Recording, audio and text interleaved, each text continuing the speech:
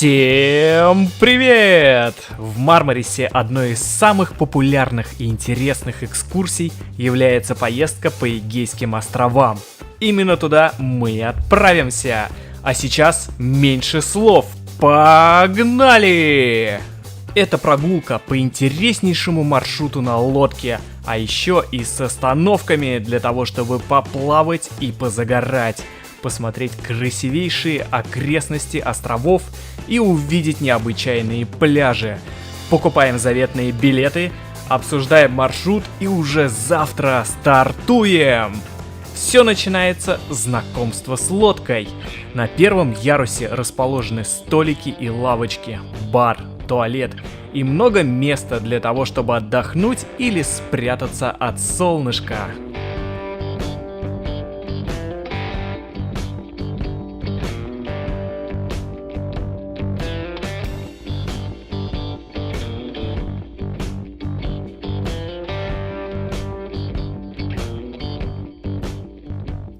На втором ярусе много лежаков, можно позагорать или просто полежать под тентами.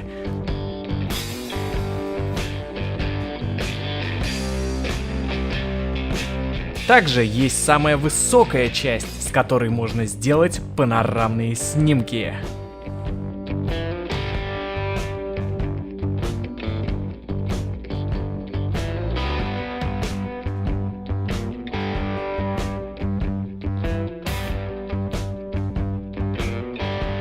Вас встретят местным чаем, который включен в стоимость. Поднять якорь!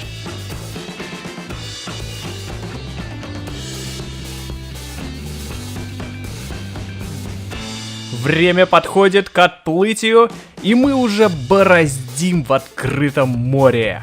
Если вы никогда не плавали, поверьте, это стоит того. У вас будет масса впечатлений. Корабль, море, острова, красотища. Капитан обещает свозить нас по маршруту с 6 остановками, где мы проведем свое время. Бухта Аквариум, через фосфорную пещеру к пиратской пещере, бухта Амелия, Чифлик, бухта античной церкви и пляж Дилек. Полный ход, и мы мчимся на всех парах.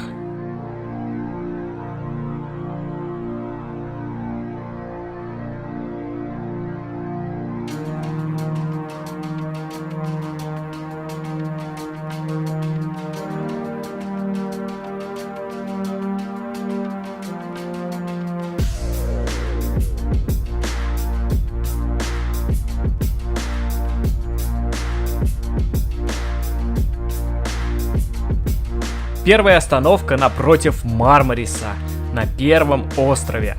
Сбрасываем якорь и любуемся пейзажами. Море прозрачное, чистое, теплое. Все просматривается, и в воде очень много рыбок. На это можно смотреть очень долго.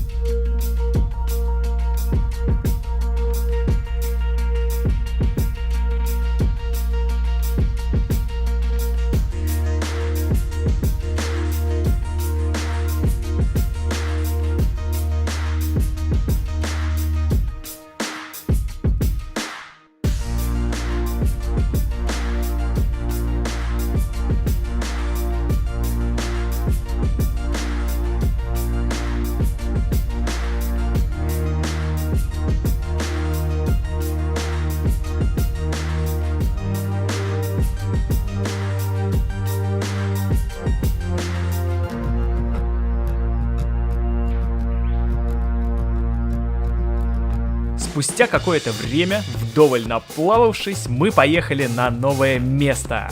Это бухта Аквариум, как мы поняли по карте.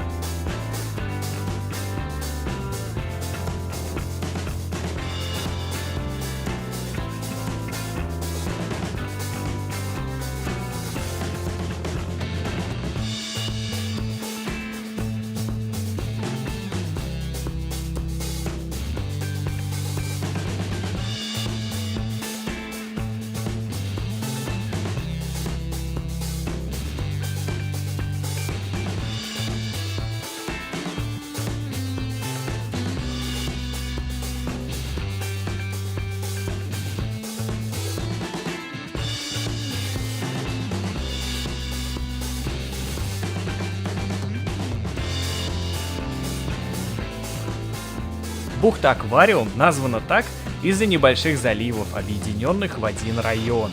В аквариуме хорошее дно из мелкого песка и чистейшая вода. Море красивое, при том, что каждая локация уникальна. И хоть мы-то понимаем, что море-то оно одно и то же, но дно и цвет воды меняется разными красками. Дно просматривается и кажется, что вот оно близко, и ты достанешь до дна, а на самом деле очень-очень глубоко. На улице очень жарко, поэтому так и хочется окунуться каждому на лодке, сигануть в море.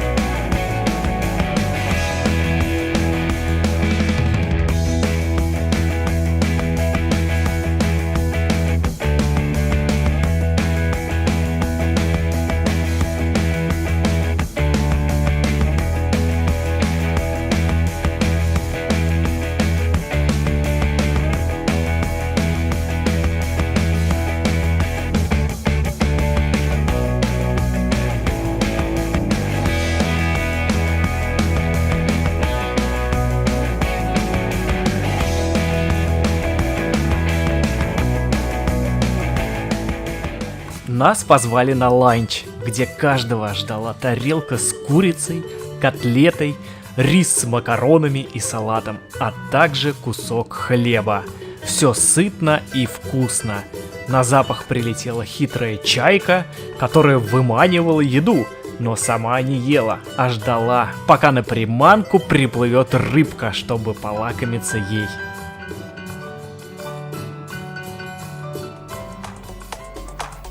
Дальше маршрут лежит через фосфорную пещеру. Говорят, на дне светятся камни.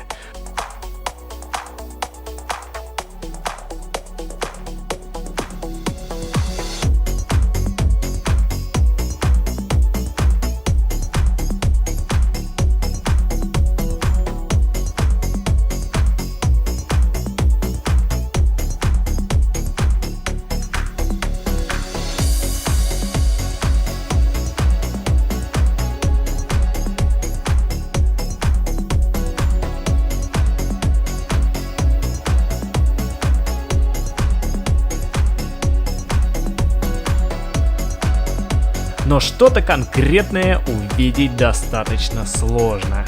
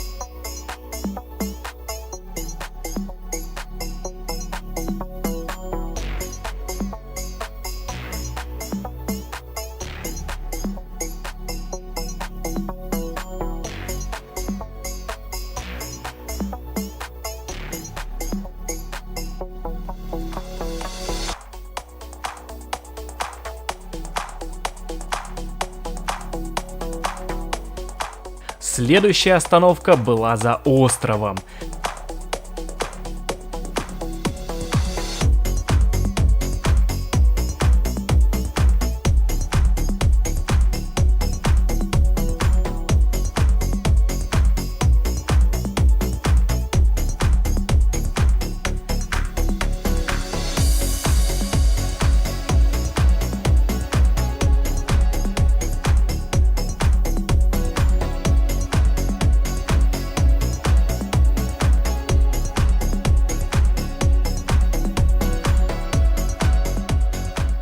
Но дальше все пошло не по плану. Мы начали ехать не по маршруту, останавливаться на тех же самых местах, где были 20 минут назад, и тут мы почуяли подвох. Спустившись вниз и узнав, что же все-таки происходит и почему мы едем не по маршруту, ответом получили следующее: народу мало, бензина нет. Вот бы я так мог отмазываться на работе. Даже спросив о маршруте непосредственно перед отплытием, а с нами поехали люди, кто купил билеты прямо перед отплытием нашего корабля, по факту все узнали об этом уже в пути. Так нас обманули, хотя можно было предупредить заранее, что сейчас народу мало, давайте перенесем поездку, и мы бы пришли на день или два позже. Вот эта лодка «Панорама», на которой мы отплывали, и мой вам совет: обходите ее стороной, и можете передавать привет ссылочкой на это видео. Тем не менее, правдивый маршрут экскурсии классный. Что в первую очередь необходимо знать, чтобы не попасть в неприятную ситуацию, в которую попали мы впервые за 3 года в путешествии в Турции. Эту экскурсию будут предлагать как в местном отеле через гида, так и на улицах, пляже, а еще при прогулке по набережной. У гида эта поездка будет стоить дороже, но вы точно поедете по полному маршруту, не беспокоясь ни о чем. У гида набираются группы с разных отелей на определенный день, поэтому даже не переживайте, рисковать своей репутацией они не будут. Самые большие лодки и раскрученные, самые популярные корабли, которые обычно проплывают шумно вдоль набережной, также будут следовать по полному маршруту, поэтому через местное агентство можно смело брать такую путевку. Они также набирают людей со всех отелей.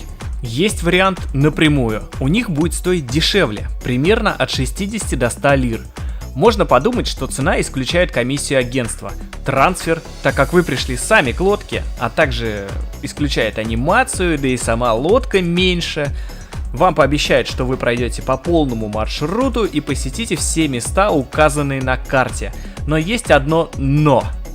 Вы, возможно, посетите их, если наберется полная лодка, о чем вам не скажут даже непосредственно перед отплытием, как в случае с нами.